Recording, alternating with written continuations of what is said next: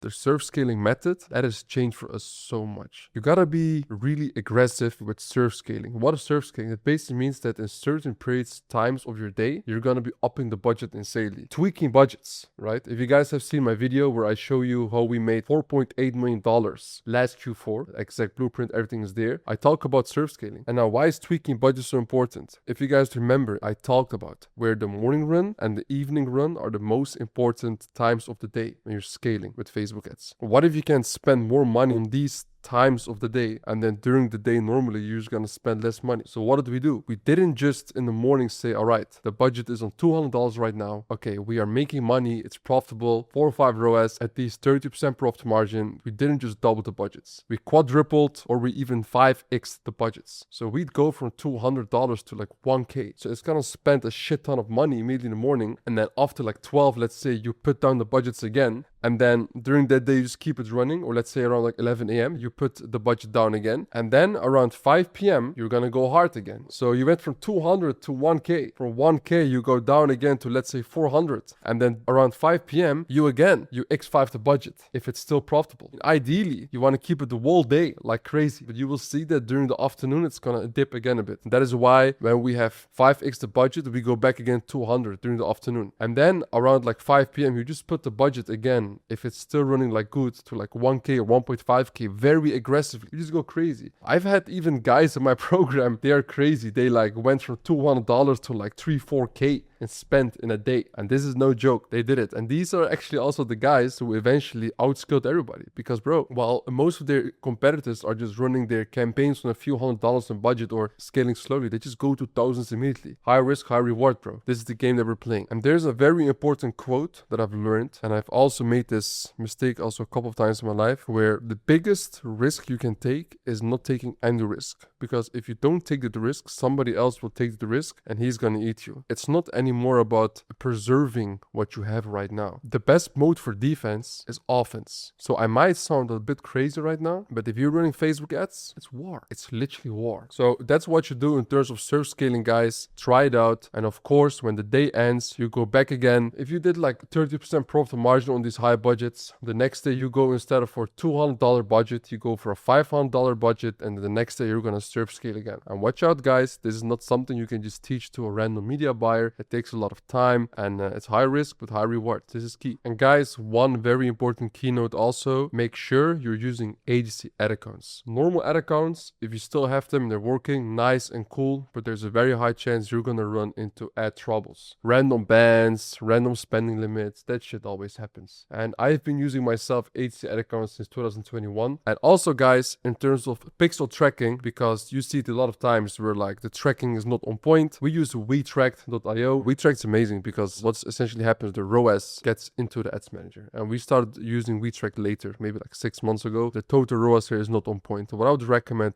everybody, especially those also doing as well collection pages, is when you're running your ads, always make sure you have on one tab your Shopify and on one tab your ads manager, so you can exactly track how it's really good. Because even if you have these tracking softwares which help a lot with optimization of your ad accounts, still you always need to make sure, you really need to look on Shopify how many sales you have per product. It's key.